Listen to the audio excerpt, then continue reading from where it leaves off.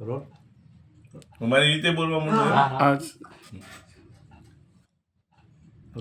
જે સાહેબ ગાંધીજી ઉપર જે નિવેદન આપે એની ઉપર પ્રક્રિયા આપો. દેશના કરોડો લોકો જેને માટે આજે પણ આદરથી અને સન્માનથી જેના જીવન માટે ગૌરવ અનુભવે છે, અને આ દેશના મોટાભાગના લોકો આજે જે માને છે અને જે હકીકત છે, જે ઇતિહાસ છે, કે જેમણે આપણને ગુલામીની જંજીરોમાંથી મુક્ત કર્યા, જેણે દેશને નેતૃત્વ આપ્યું, એવા મહાત્મા ગાંધીજીની નિર્મમ હત્યા જેના હાથે થયેલી, એવા ગોપાલ ગોડસેના ગ્લોરીફાઈ કરતી, એના કામને જસ્ટિફાઈ કરતું નાટક ગાંધીના ગુજરાતમાં ભજવાય, મને લાગે એનાથી મોટી કોઈ શરમજનક આઘાતજનક ઘટના ન ગણાય. ચોક્કસપણે એને ચલાવી ન લેવું જોઈએ.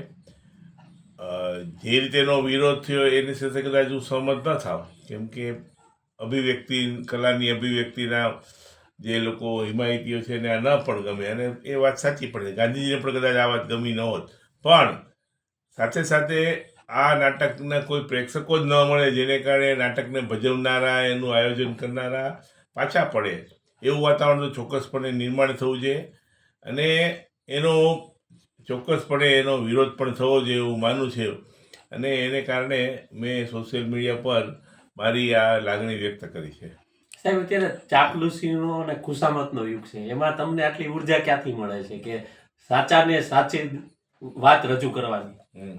ના, એટલે સાચી વાત રજૂ નહીં કરી અને મૂંગા મોઢે સહન કરવાથી તો આ દેશે હજારો ને સેંકડો વર્ષો સુધી આપણે અલગ અલગ રીતે ગુલામીની અવસ્થા ભોગવી છે. અગાઉ આપણી પર પરદેશી પાડોશી રાજ્યોમાંથી પરધર્મીઓએ આક્રમણ કર્યું અને આપણી પર શાસન કર્યું. મોગલોનો ઇતિહાસ જાણીતો છે, બ્રિટિશરોની પણ આપણે ગુલામી વેઠી.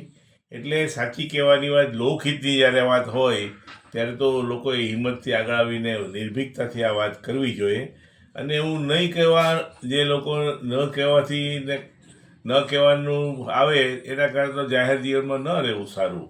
એટલે લોકોના હિતની જ્યારે વાત આવે ત્યારે હું ખૂબ જ તટસ્થતાપૂર્વક મારી વાત મૂકવાનો પ્રયાસ હંમેશા કરતો હોઉં છું. Okay, thank you. બરાબર.